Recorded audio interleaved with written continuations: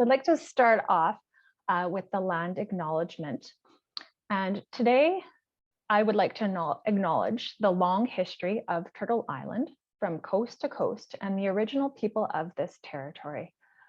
We are grateful for the opportunity to work and live here and express gratitude to all the generations of people who have taken care of this land for thousands of years. Since the beginning, there have been Indigenous people who have been stewards of this place, the traditional territory of the Haudenosaunee Nations, Anishinaabe Nations, and the Neutral people, who have taken care of this land where today is a place of Huron and Perth counties. This territory is covered by the Huron Tract, registered as Treaty 29 in the Upper Canada Treaties of 1827, and the Saugeen Tract, registered as Treaty 45.5 in 1836, signed regarding this land.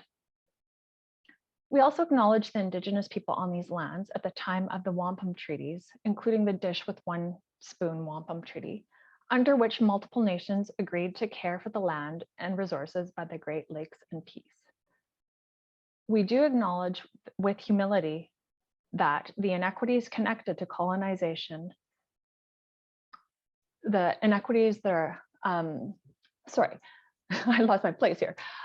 We recognize with humility the inequities connected to colonization, and we raise awareness to ensure this history never repeats itself. We show respect, recognition, and commitment to the ancestors of this land to move forward in the spirit of reconciliation, actions and initiatives to aid the present and future generations of Indigenous people in an inclusive and vibrant community for all. I invite you to reflect upon this statement, how it connects to your personal story, and what actions you can take in your daily life or from the Truth and Reconciliation Commission. And we also, just a reminder that September 30th is the National Day for Truth and Reconciliation in Canada, which offers us another opportunity to reflect upon our history and how we can move forward the truth and reconciliation calls to action. Alrighty. As I said previously, my name is Kristen Crane. I use the pronouns she and her, and I would like to just provide a great introduction to our speaker today, who joins us from the Ontario Not-for-Profit Network, and this is Candace Zhang. And we are so lucky to have her. She has a passion for social change, public policy, and innovation, and she's pursued various opportunities in policy analysis, research, and project management with a wide range of organizations, including the Daily Bread Food Bank, Toronto Youth Cabinet, the HIV Legal Network, and the Simon Fraser University Morris J. Wask Center for Dialogue. She has worked with diverse populations, including youths, LGBTQ2S communities, those living with HIV, as well as Canadians affected by income and housing inequalities. Candace holds a master's degree in global health policy from the University of Edinburgh and a Bachelor of Science degree in biology from Queen's University.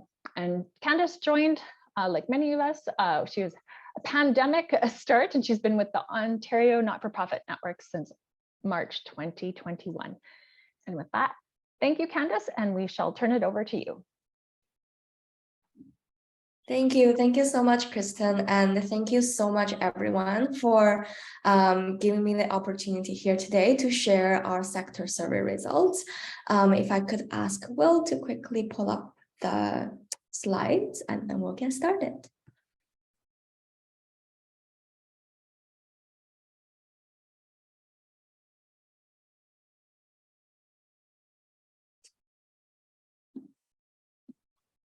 Thank you very much. Well, it looks a little bit magnified on my screen, but I don't know how it looks for others.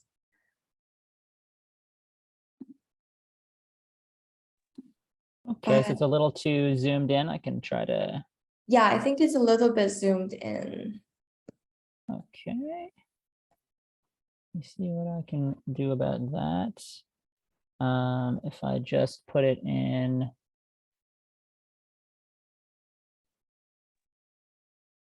Is this view mode any better? For me, it did not change it because it's not super magnified for me. It's kind of standard. Right, okay.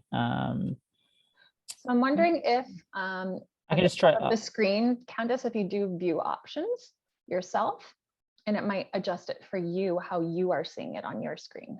Oh, okay. So it's just for me. Okay. I think perhaps. So, Will, if you do share screen again, and then Candace might be able to adjust with at the very top of her screen view options to I'll put it back. adjust hers.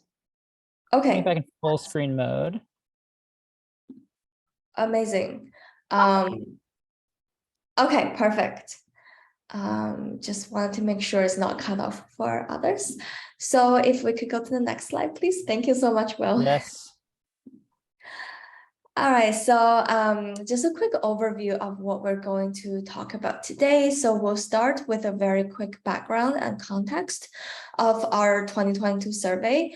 Then we'll go over some survey highlights, take a closer look at some of the stats for Southwestern Ontario, followed by key findings and policy recommendations, as well as some call to actions for the sector. Next slide, please.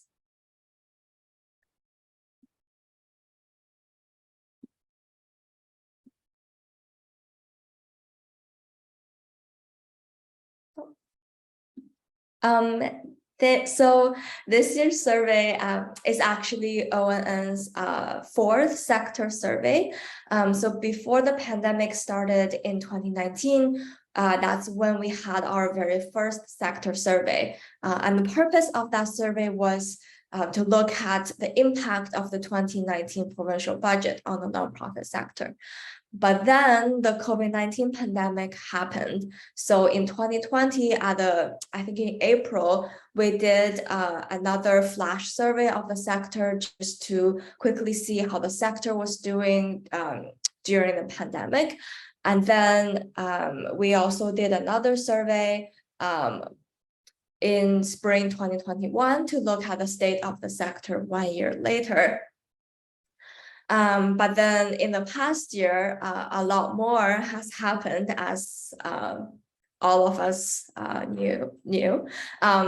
With the pandemic still ongoing, now we were also experiencing like record-breaking inflation, a global supply chain crisis, a war in the Ukraine, and many more. So now nonprofits are facing even more challenges in comparison to the previous years, with unprecedented demand, deepening financial precarity, as well as a human resources and volunteer crisis. So with this year's survey, we really wanted to gather data on how nonprofits are doing amid this public health, economic, and humanitarian crisis. Next slide, please. So the survey was conducted between May 11th and June 3rd in 2022, and we received around 1,500 responses across the province. Next slide, please.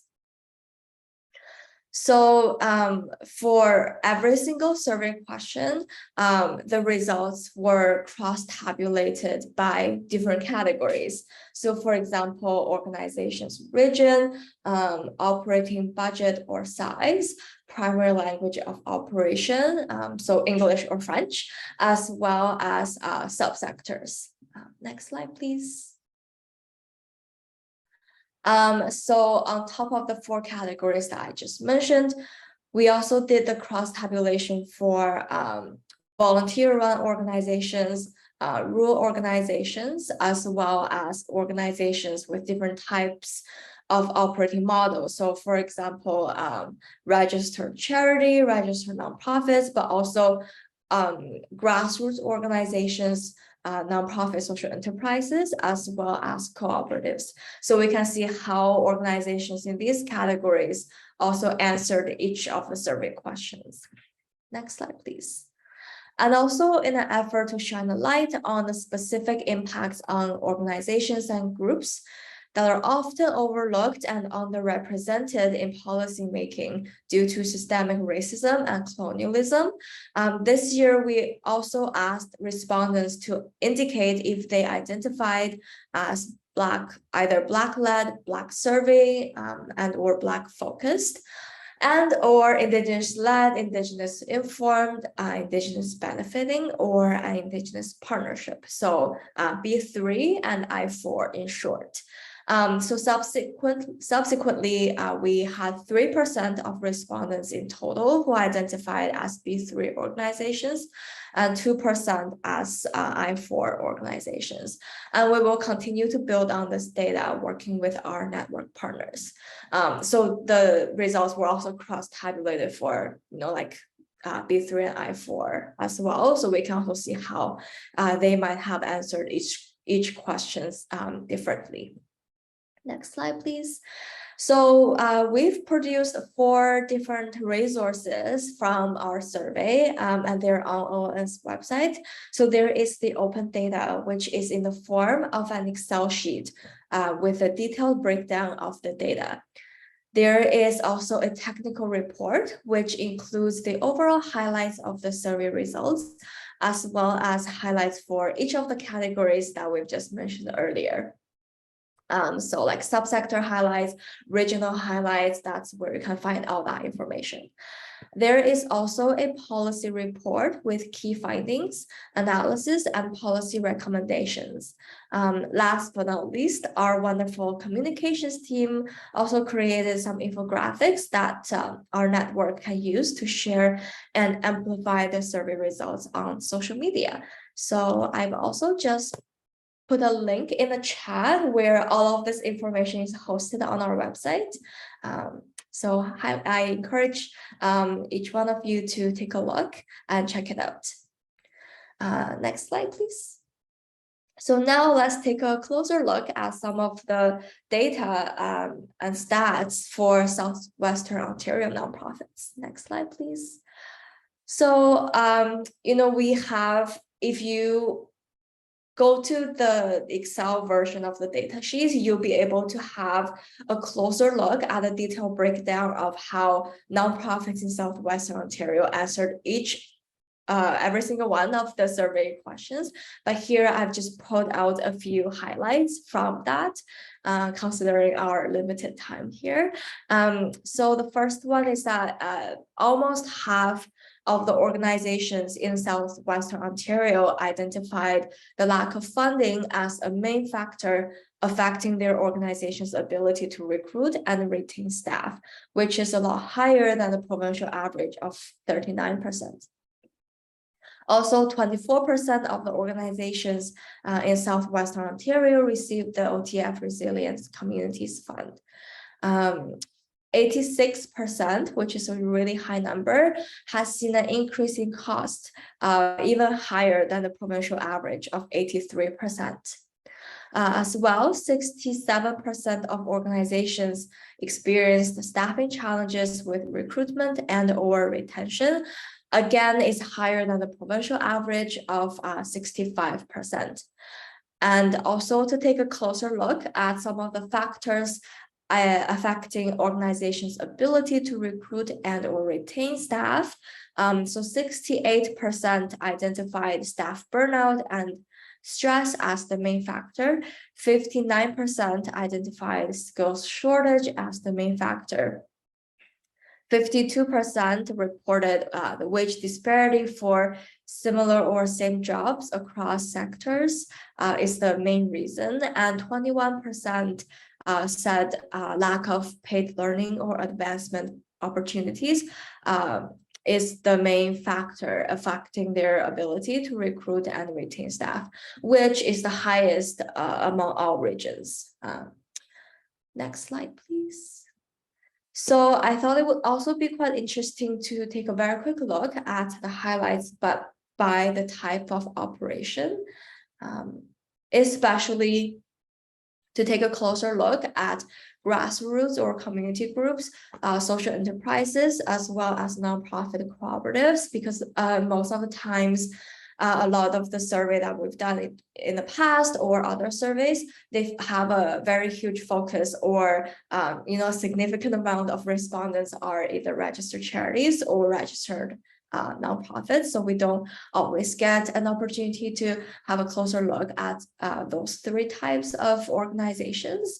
So for grassroots organizations, 62% are not able, reported that they were not able to sustain their operations beyond a year, and 63% experienced decreases in donations, which is higher than the average of 61%. For nonprofit social enterprises, 78% experienced increased employment costs, and 63% also experienced decreased earned income, which is really important for social enterprises who oftentimes rely a lot on earned income as their revenue. And for nonprofit cooperatives, 11% have a job vacancy rate of greater than 50%, which is really high. And that is significantly higher than the average of only 2% who reported of having a vacancy rate of greater than 50%. Also, 33% received the Ontario Business Cost Rebate Program, which is not a very high number either. Next slide, please. So those were just some of the highlights for the region of Southwestern Ontario and for those 3 types of operating models. But if you go to the technical report, you will find a lot more information and a lot more highlights based on like financial sustainability, HR, and volunteer issues and funding. So yeah, take a look at the technical report and you'll be able to find more information. But utilizing this data, we were able to draw some really valuable insights, come up with some key messages that will help further our provincial advocacy work. Next slide, please. So the very first key finding that I would like to share is that the demand for nonprofit services is higher than ever before. So 74% overall reported an increase in demand for services in 2022, which is a significant jump from 2021, where only 63% reported the increase in demand for services, and only 47% in 2022. And it's interesting to note that this increase is manifesting across all subsectors, so social services, health, environment, rather than only in those where it is expected. So we thought it would be just in like social services and health, but it's across all different subsectors. And notably, 89% of health organizations and 81% of social services organizations indicated an increase in demand for services, as did 86% of grant-making organizations, 73% of law and advocacy organizations, as well as 71% of environmental organizations. So as we already know, communities are turning to nonprofits for support as they face more complex and ongoing social issues. And this increase in demand for services is not expected to slow down anytime soon, especially as global uncertainties continue. Next slide, please. As well, our survey found that inflation is rapidly increasing costs while decreasing revenues. So 83% of nonprofit organizations overall saw an increase in their cost. However, only less than half of organizations reported any increase in revenues. And for the ones who did report increase in revenues, most of them said that the increase was only between 1 to 24%. And the significance of this revenue increase came from pandemic support or increases in government program funding that is time limited and often program specific rather than long-term flexible operational funding. And also, as families tighten their budgets and struggle to meet their day-to-day needs due to inflation, they are turning to nonprofits even more for support. But at the same time, nonprofits themselves are also facing higher costs of operation as prices climb for utilities, goods and services, our rent, insurance, and we're being asked to do more with less.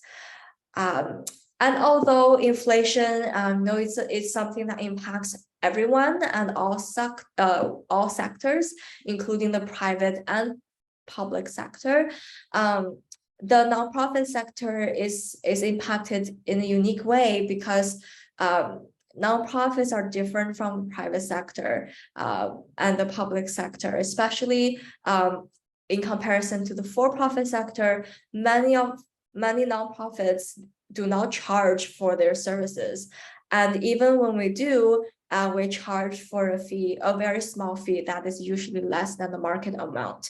So for-profits can increase prices and fees to make up for the inflation. However, nonprofits who do charge for services could not do that, do not have the same flexibility in pricing and cost cutting, as it would mean less accessibility and lower quality for vital community services. Next slide, please. And as many of us know and have experienced, nonprofits across the province are experiencing a relentless HR crisis. And as a result, essential programs and services have either been scaled back or waitlists have increased, or programs and services are being discontinued. So for example, overall, 65% of organizations are experiencing recruitment and retention challenges. Yeah, so the layered causes for HR crisis are systemic, and without systemic solutions, the workforce will continue crumbling, and Ontarians will continue losing access to crucial high quality services. Also, as many of us know, nonprofits have been raising their concerns on the HR crisis they're experiencing for almost a year now, and it is during a time when I would say it's more important than ever to recruit and retain the best people to carry out our sector's missions and address the most complex social problems of our time. So right now we're competing not just with each other, but also across the public and for-profit sectors for people of all skills and expertise during a province-wide and generational labor shortage. So it is truly more important than ever to address our crisis, HR crisis. Right now. Next slide, please. So we wanted to see what are some of the top reasons that contributed to the staffing crisis. So staff burnout and stress, skills shortage, wage disparity, and non-competitive compensation packages are some of the top factors affecting nonprofits' ability to recruit and retain staff. So truly nonprofit workers can no longer afford to stay in precarious and low-paying jobs. Those left in the sector are burning out with the increasing demand for services and the high acute workloads amidst decreasing resources and ongoing staff turnover. And coupled with the rapid digitalization of the sector, nonprofits now need to recruit even more people with a variety of skill sets and expertise, such as IT professionals, HR managers, and data analysis. And as more and more people leave our sector, those who are left are even more burnt out than ever. Next slide, please. So on top of paid staff leaving and us not being able to fill those vacancies, volunteers are also not returning. So 62% of organizations have lost volunteers in the past year, with the biggest impact seen by the health, sports, and faith organizations. And as we all know, volunteers play a very important role in our sector. Without volunteers, many of us would not exist, as almost half of our sector is entirely volunteer run. Volunteering is also the pulse of democracy, fostering a sense of trust and belonging in the political process and institutions.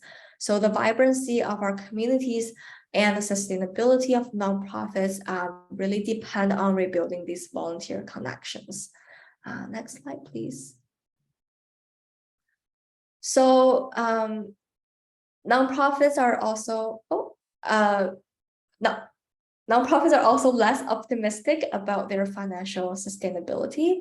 So 1/3 of organizations forecasted that they are not able to sustain their operations for more than a year, which it's huge considering the size of our sector. To have 1/3 of organizations saying that they might not be able to keep operating for more than a year, it's very concerning. So recovering from the pandemic while also confronting new challenges is really stretching the sector thin, and the antiquated funding models are clearly failing. So flexible and targeted funding is crucial to organizations' ability to respond quickly to a changing environment and deploy resources accordingly. And this need for flexibility is especially important now during periods of rapid change. Next slide, please. Also, we wanted to take a closer look at government supports to see how, or whether or not government supports were able to reach and benefit nonprofits. And we found that a lot of the supports actually failed to reach and benefit many nonprofits. For example, the federal hardest hit business recovery program only benefited 2% of the respondents for our survey. And on the provincial level, the Ontario Stabilization Funding for the sports and recreation sector only reached 8% of sports nonprofits. And the Social Service Relief Fund, we found that only 11% of our survey respondents who belong to the social service subsector received this fund. So what does this tell us is that too often when governments are designing their programs and supports, they forgot or failed to consider the impact of those support programs on Ontario's nonprofits, leaving a glaring gap. Our sector is very diverse and works with many different provincial ministries. So there is an urgent need for a better streamlining and coordination of the subsector relationship across different ministries. Next slide, please. We also took a closer look at Francophone nonprofits to see how it differs from Anglophone organizations. And we found that although Francophone nonprofits are also impacted by inflation and labor shortages, they are not as financially precarious. So 84% of Francophone nonprofits also spent more this year compared to last year, and 3 out of 4 Francophone nonprofits are experiencing difficulties in recruiting and retaining their workforce. Franco-Ontarian nonprofits are very important government partners in the provision of French languages services in several areas that are very critical to Francophone communities and to the economic, social, and cultural development of Canada and Ontario. So it's very important to maintain a strong governance and Francophone nonprofits relationship, and to make sure we have the right tools in place to help Francophone nonprofits face these challenges. Next slide, please. So finally, what all these findings end up telling us is that Ontario is losing its very critical social infrastructure with more nonprofit closures due to all of the issues that we've just identified above. So overall, a third of organizations reported that they're aware of other organizations from their same subsector which have permanently closed due to the pandemic and other factors. And this is a significant jump from only 18% reporting the same last year. And the situation is even more dire for organizations in the arts, culture, heritage, and tourism subsector, which the number jumps to 58%. For sports and recreation subsector, the number is at 56%, and for faith groups at 37%. And specifically in Southwestern Ontario, number is at 31%. So 31% of organizations answered yes to this question. So this is very concerning as nonprofits weave together the social infrastructure that is essential and promotes local community well-being and economic development.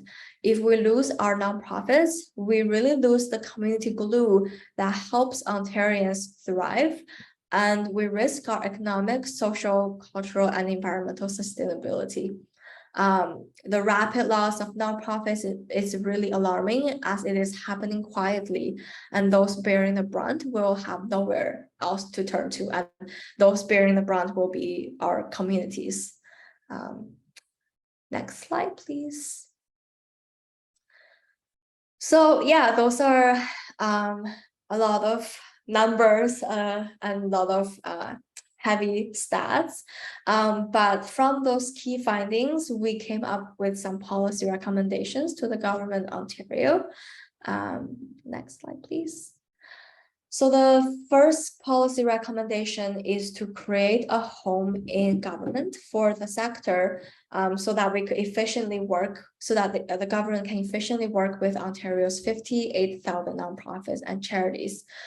So we recommend appointing an associate minister within the Ministry of Economic Development, Job Creation, and Trade, supported by a deputy or assistant deputy minister in an office representing nonprofits, charities, and social innovation, so that nonprofits can have a place to go to in the government whenever for all the unique issues that they face. Next slide, please.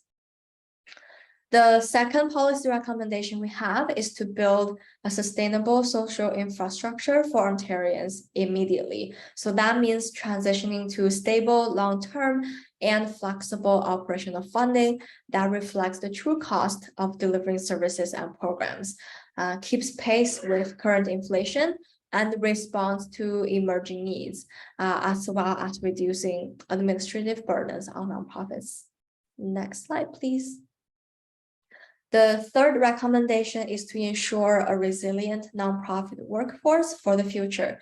So that would look like supporting the sector in developing a labor force strategy and workforce development plan through the skills development fund or other appropriate mechanism. The strategy must include addressing the labor shortage, promoting careers in nonprofits, and creating opportunities for workers to attain in-demand skills. Next slide, please. The next recommendation is to bolster volunteerism by reducing red tape. So we recommend creating a provincial volunteer recovery strategy to address the negative impacts of the pandemic on volunteerism, as well as to commit to removing fees for the vulnerable sector police record checks. Next slide, please. And finally, our fifth recommendation is to invest in nonprofits and grassroots groups serving equity-deserving communities.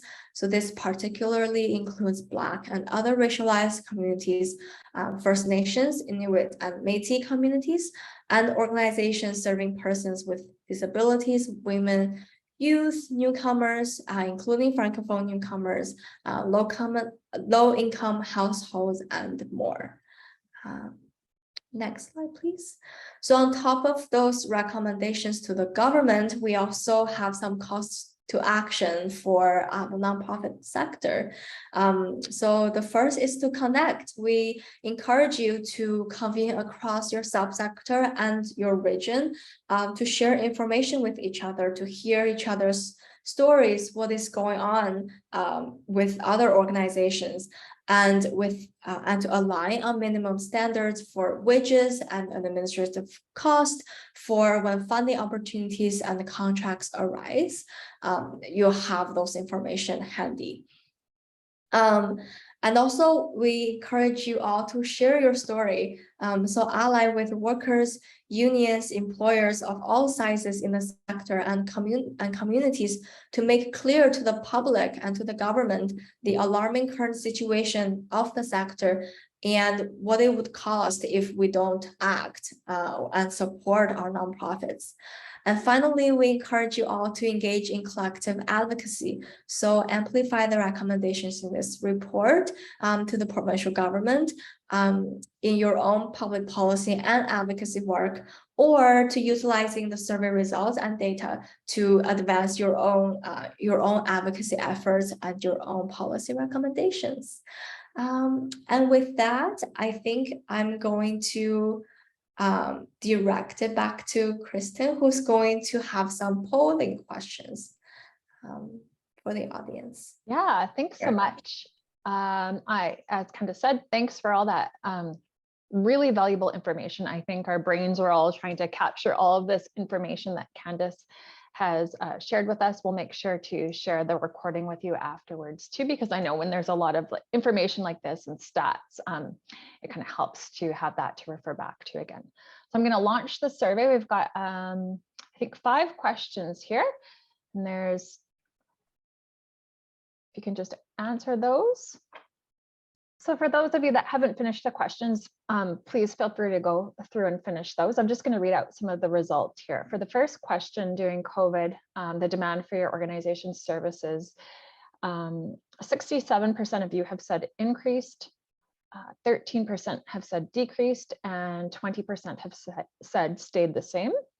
And for the second question, in comparison to before COVID-19, your organization's current level of volunteers is 20% of you have said the same, 60% have said less than, 7% have said greater than, and 13% have said I am not sure. And for question 3, in 2022, what has affected your organization's ability to recruit or retain staff? And it's select all that apply. 47% have said it's as a result of stress or burnout. 40% say it's skills shortage. 40% are saying wage disparity. And 13% are saying a lack of paid learning or advancement. And it looks like 13% of folks did receive Ontario Trillium Foundation Resilient Communities funding. 47% said no, and 40% were unsure. And our last question here, did your organization receive federal funding support over the pandemic? 47% have said yes, 40% have said no, and 13% have said, I don't know. So thanks everyone for participating. That kind of just is a check-in with us here locally to see, just as a quick check-in to see, is this kind of consistent with the findings that we found for Southwestern Ontario, which Candace, you can correct me if I'm wrong, but I believe included Chatham, Kent, Huron, Perth, and London, Middlesex. Is that correct?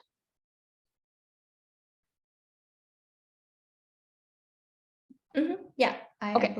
Yeah. Great. Okay, so with that, we'd love to open it up to questions that you may have. I will be monitoring the chat box if that's what's most comfortable to you to ask the question. And then we can also, Will's going to do end screen share, and all of your boxes and faces will pop up, and we can also watch for those hands and listen for the hellos. So please, this is opening up to you to please ask all of your burning questions based upon this great information we've heard today. And I just wanted to mention as well, if I have a chance, sort of as our discussion winds down, I'll make a quick announcement regarding we're opening our Youth in Action grants next Monday. So you might have youth who volunteer with your organization, or that you know in your network that might want to apply for a small grant for an initiative they're running. So I'll just give you a little more detail as to that once we're through our discussion.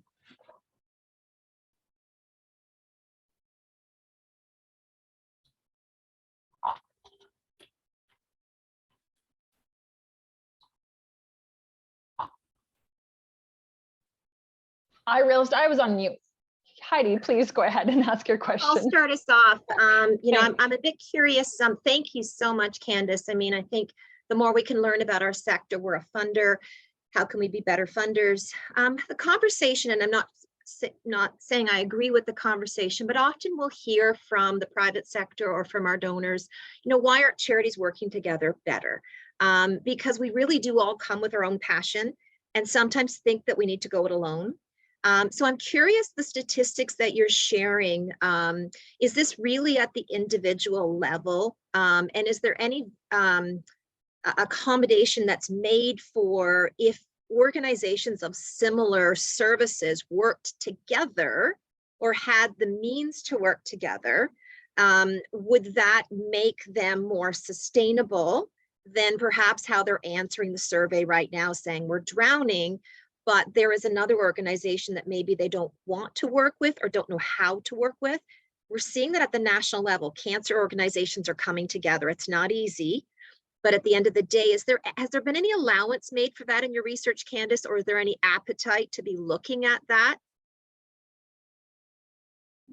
So in the current 2022 survey, we didn't have any questions related to that. And we did have certain questions that give folks the opportunity to provide like open-ended comments.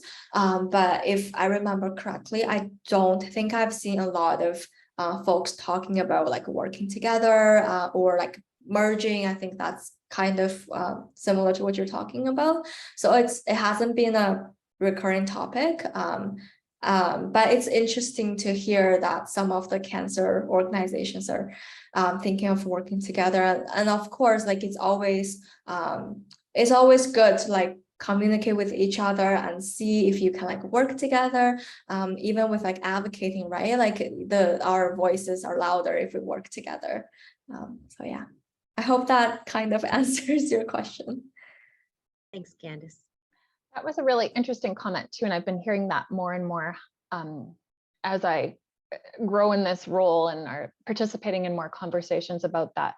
How can we work together? And it kind of strikes me from that policy advocacy standpoint, Candace, that who knows, like maybe there's something that's put into future funding that your access to funding will increase as you participate with more local or regional networks, right? Like to kind of see where those overlaps and those efficiencies can happen. And then as a result of that, there's funding incentives to do that, because ultimately that could drive or push people to get over those hesitations to work with others. Susan, it looks like you have a question. Please. Yes, good morning. I apologize. I joined midway, so I'm only getting a gist of it, but I'm quite interested in this topic. I want to add, as a service provider, I'm the Executive Director of Family Services Perth-Huron. My sense at a community level is that there has been, since the pandemic, more working together than ever. I think there's always been ways, and I think United Way actually did create that incentive for us way back. We had to speak about partnerships and common goals. So certainly that's been done, but just some examples. You know, when we run the Rotary Respite House, we partner with all kinds of, collaborate is probably better a word versus a merger or integration, whether it be our health services that come in and do parts, or, you know, even family docs, or purchasing of services. That just happens ongoing, sharing training with our senior services. We're all part of collaborates, collaborations through the Ontario Health Team, and we have specific sectors that we work together with. Children, I'm going to a meeting this afternoon with the Huron Perth, what's the name of it? It's through the Huron Perth Center, where we are all partners working together for children and youth. Ministry people will be there. Any organizations that work with youth. So we're all collaborative members. And in the developmental services sector, that group has been meeting ongoing and work together, whether it was championing IPAC, the infectious prevention controls, and having one person and working with the health unit, and sharing resources and training. We open clinics together to allow for vaccination. So there's, for me, I would say many, many examples on the ground, and I've never seen it flourish as much as it has under the pandemic. That's excellent. It's happy to hear, like, in these hard times and like the disheartening statistics here, that there are success stories that we can share. And Susan, maybe there's an opportunity to have a conversation with you later on, so I could maybe capture that a little bit more, because I think alongside of this, if we can share how sectors or organizations have managed to find the good within all of this, that's really important to share, and maybe help others through that. Thank you for sharing. I also have a comment here in the chat box, and we're just wondering about if there will be an opportunity for actual change or funding increases. I think it's kind of in reference to Ontario funding models, because there was a report that was published saying that a lot of agencies hadn't received a base funding increase in over 10 years. So I think that's more of a put it out there as a question. I don't know that any of us here present will be able to speak to, have we heard of anything yet about actual funding increases, but certainly the point of this research was how we can all come together speaking the same message in our advocacy work. But maybe that opens it up. Does anybody have any advocacy opportunities that they want to share about?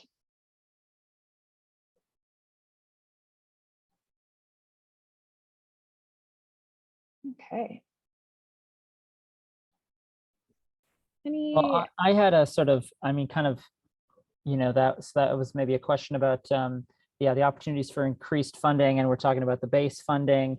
And so one question I had for Candace, and again, maybe it's a little too broad, not zeroed in on the research so much, but in terms of your recommendations to the Ontario government, I'm curious what sense you have of what opportunity you'll have, the sector will have to build with the new government. What's there for us to build on in terms of the relationship with the new government that's just come in.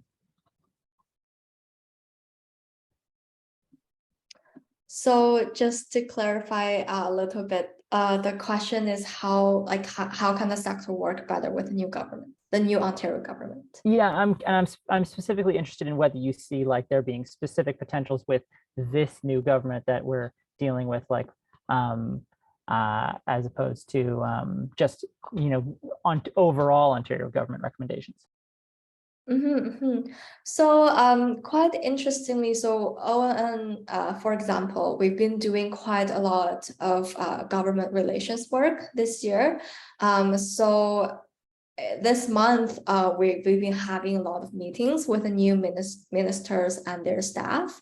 And kind of unexpectedly, they were pretty responsive. We were able to secure quite a lot of meetings with either ministers themselves or their staff member. So I would say there's definitely an appetite there to at least meet with different organizations from this government, which is why we always really highly encourage organizations, if you have the resources and time and energy, to reach out to your either like local MPP or different ministers and their staff for a meeting to raise your concerns and to talk about the issues that are affecting you and your organization. They love a good story. So I know that stats are important to provide evidence, and I think that's a piece that's kind of been missing for our sector, but at the same time, stories are really powerful as well. So I think it's definitely worth reaching out and like tell the story of the experience of your own organization. And also something else to note is kind of like the language that this government uses. Red tape reduction is a huge, they have a huge interest in that. So however you could pivot your issue towards red tape reduction, I think that would help grab their attention. There's also been a good appetite for solving the volunteer issues. So I think if you have some recommendations or ideas of how the government can help to address the volunteer crisis issue right now, I would really appreciate if you could share with me as well, or like share with the government. I think they'll be interested to know. So right now, for example, our recommendation for the volunteer crisis is very vague, like it's very broad. We just want a strategy at the provincial level, but we don't have what a strategy could look like. And I think that might be like our next step to like connect with folks from the sector and to gather some ideas so that when we have the opportunity to, we'll have more specific recommendations to the government. So I'll pop my email in the chat in a bit. So if folks want to contact more and talk about volunteer strategies, please feel free to shoot me a message. And Will, I hope that kind of answered your question. Yes, thank you. That was very interesting. I love that recommendation too for using the red tape reduction and slipping that into your conversation so that they take note of what people are saying. Stephanie, your hand is up. Make sure I was unmuted. It's just very, very interesting to statistics and things that from the state of the nonprofit sector. My comment was really more with regards to looking at this, realizing that there's a lot of agencies on board who are not for profit, and yes, collaboration is important and working together and teamwork, but a lot of us are doing it pretty much by ourselves. So the recruiting volunteers and the programming and the online and the in-person and the paperwork and the admin. So we need the additional funding to hire someone to help us to advocate and develop partnerships. And because I maybe just speaking for myself, but I just find that post-pandemic, coming back to working in the not-for-profit sector, the funding's not there, and there's only so many hours in the day, and trying to get all of this done, well, you know, it's a lot. So, and maybe it's like I said, maybe it's just me, but I'm happy to see that some of this information from this report is basically saying we're not in the same, like we're not alone, but it is really, really challenging doing more with less.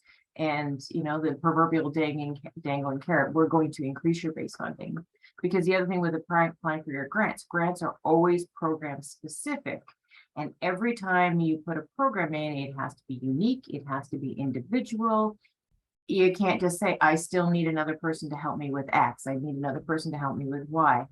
They have to be creative. Otherwise, again, you get refused because we've got too many requests. So that was just more of a comment, but I do appreciate all your work, Candace. This is a great report, and I will be sharing it with my board members. So thank you.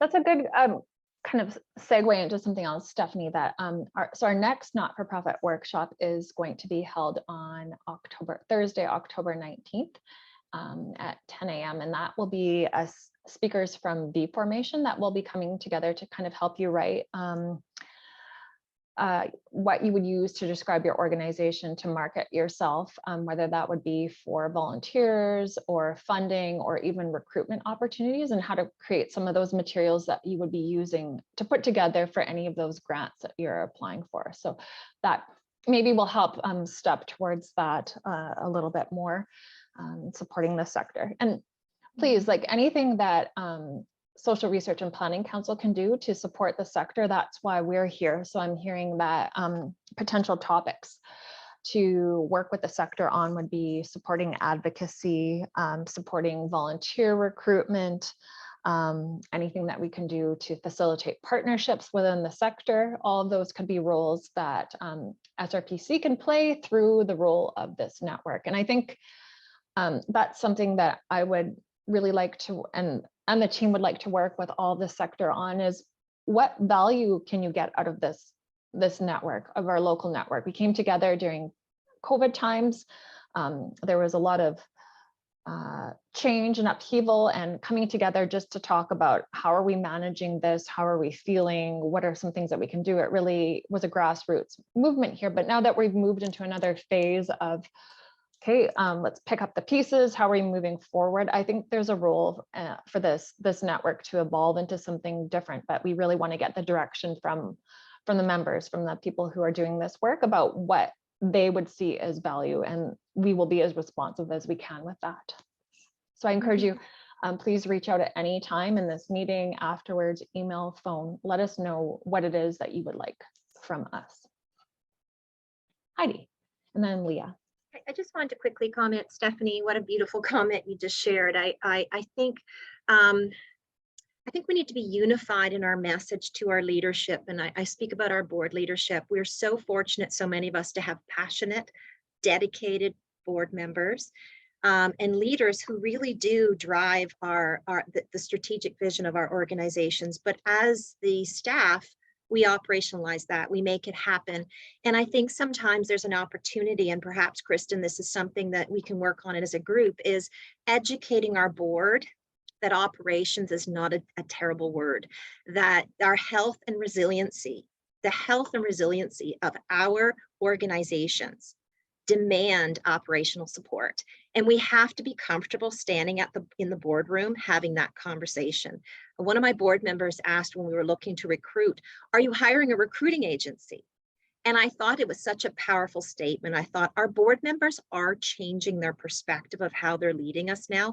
They are thinking differently, but we need to continue to educate our board members that we are viable businesses with heart. We are charitable organizations, but we need to do the same things that every other small business has to do.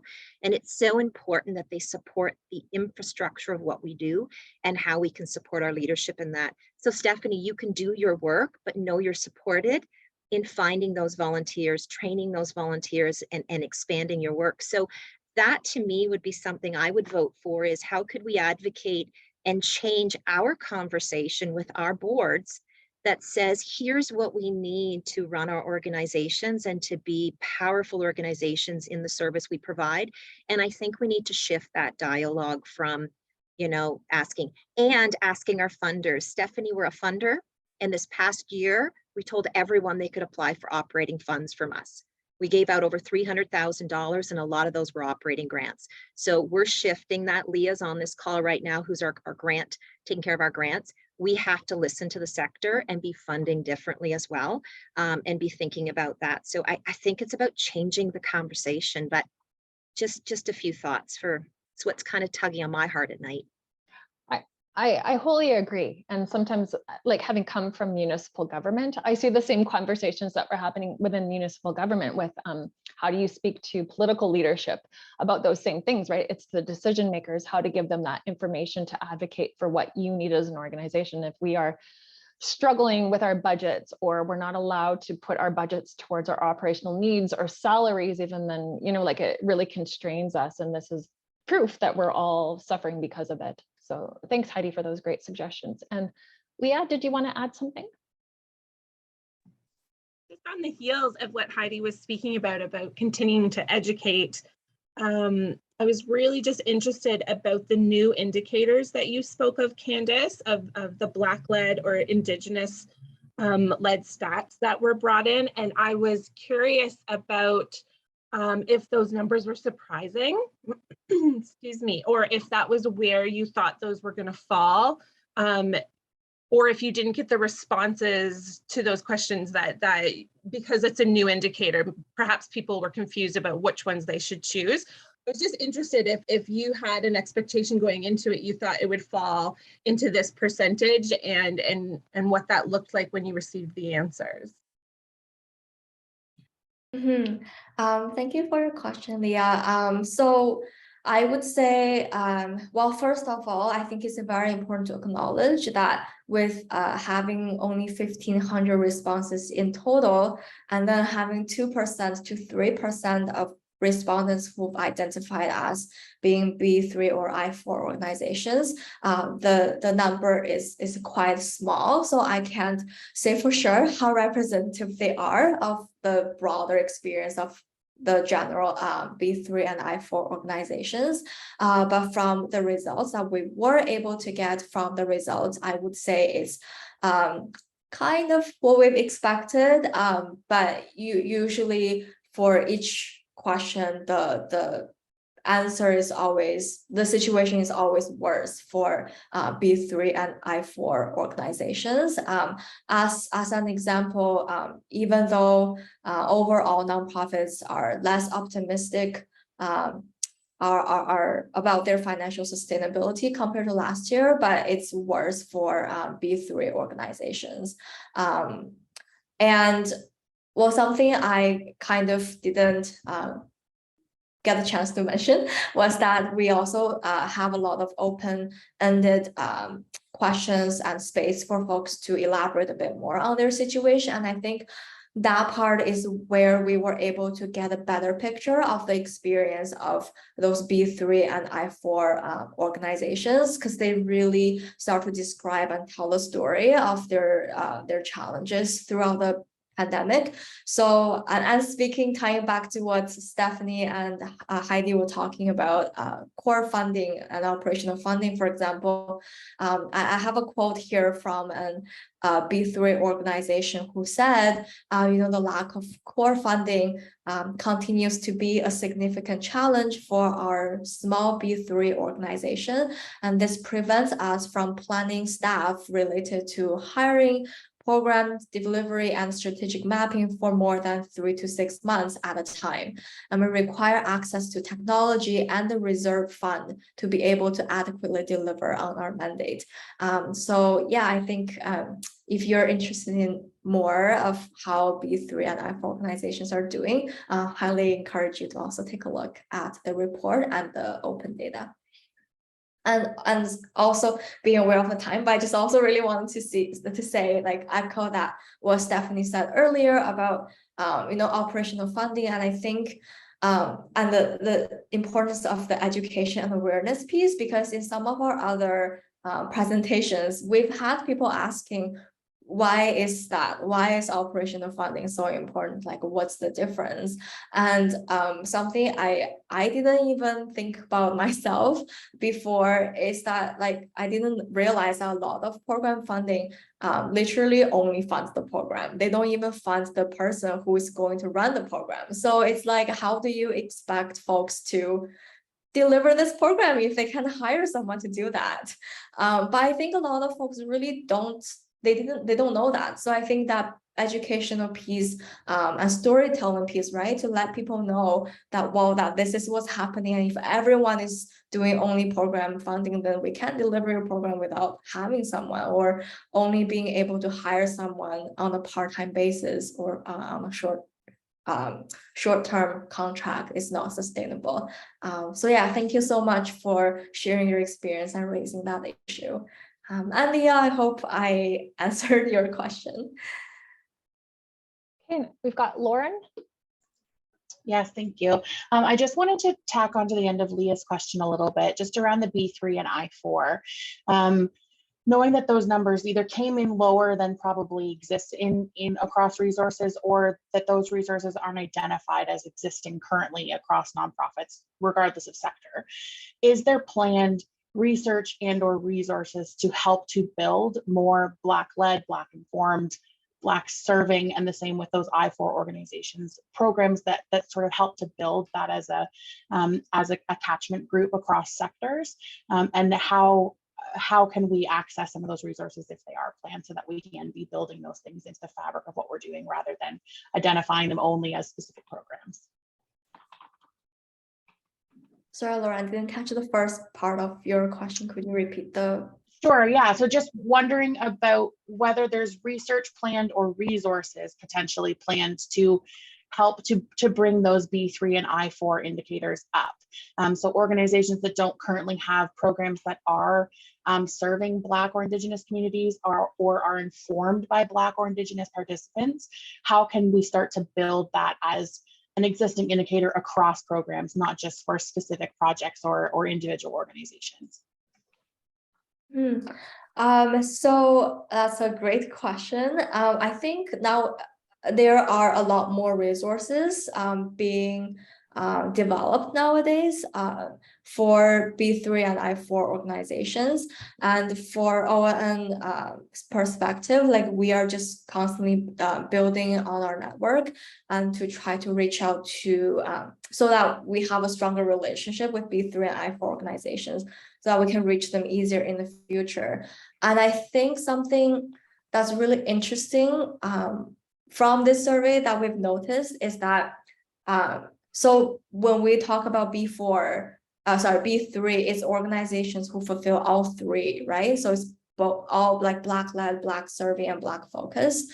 And I4 is the same. They have to fulfill all four categories, but we also give the option to break down if you're only Black-led or just Black focused. So I don't know if I can go back to the slide. So basically what we found really interesting is that when we look at B3 and I4 who fulfill all those categories, that's when the number is really low. But if you look at especially Indigenous benefiting, organizations who identify as just Indigenous benefiting, the number jumps to 18%, or Indigenous informed is at 22%. Yes, that's like, thank you so much, Will. So even like Black focused is like 5%, which is higher than Black led. So I truly think organizations nowadays are starting to do a better job reaching out and making sure their program is Indigenous informed and benefit Indigenous folks. But I think the gap really is having more Indigenous-led, Black-led organizations. So I think that might lead to the question, how can we provide more resources and better support for those Black-led and Indigenous-led organizations and create better partnerships with them. I don't know if that kind of answers your question, Lauren, about how to kind of like increase those numbers for like future. And the question about research, I don't think ONN right now has plans on doing research specifically on B3 and I4 organizations, but our network engagement team continuously and constantly work with our network, including B3 and I4 organizations, to hear from them. Great, thank you. Yeah, thank you. Any other questions from the group?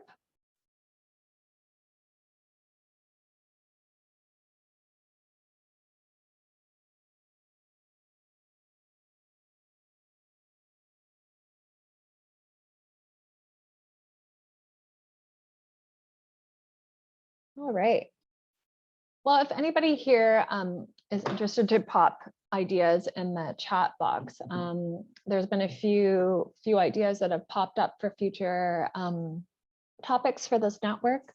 Could be volunteer recruitment, how to aid how to educate your board, how to facilitate partnerships, either like or similar organizations in your sector or even regionally based.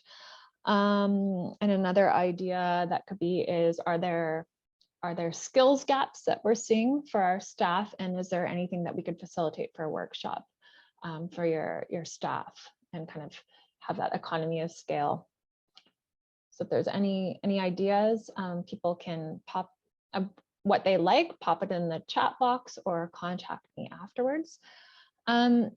We just have another comment here from someone, and I guess it's a shared appreciation for using our collective stories to highlight the needs and showcase the value and the community contribution that not-for-profits make. So that really ties into what Candace was saying when you're doing your advocacy work. If you have any meetings with your MPP or other leaders, to share that story, because that's really what sticks with them. And the other comment within this is operational funding grants might provide ways to financially incentivize community members to engage, but as always, sustainability is a tricky issue to consider. So, all right.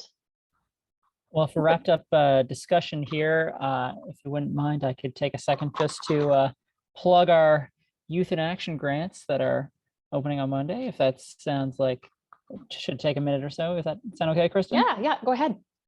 So just want to give a heads up to everybody that this Monday we're opening up applications for our yearly Youth in Action grants. So if there are any youths connected to your organization who volunteer with you or work with you or just in your network, who might have an initiative or an idea for an initiative to concretely address issues in their youth communities.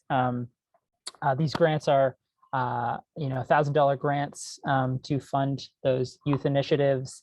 And the application is going to open this Monday, September 19th. They're going to close in about a month later, October 14th. And so I'll drop a link in the chat box right now, and I'll also send you folks more information in the email on Monday when that opens up.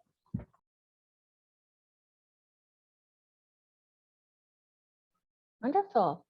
Well, thank you so much, Candace, for spending a good chunk of your morning with us.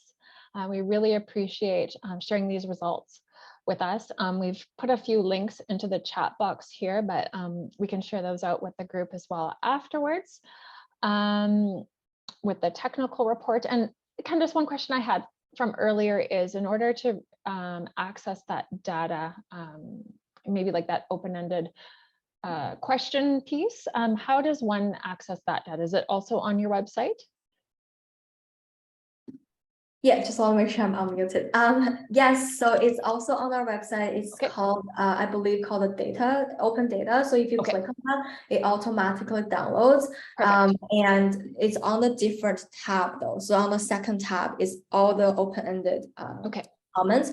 But I can also, to make it easier, I just put in the chat another link. It's a Google Sheet version of the data set, just in case if you want to have easier access to it.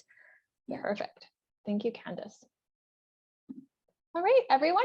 Thanks so much for attending. And again, just a reminder that our next not-for-profit network meeting will be October 19th in the morning. And we'll be sending that out about 3 weeks prior for you to get into your schedules. And Will and I will stick around if you have any questions for us or feedback or comments. We're happy to hear it from you now or at any other time. Thanks, everyone. Enjoy the rest of your day. Thank you. Thanks, Candace. Bye.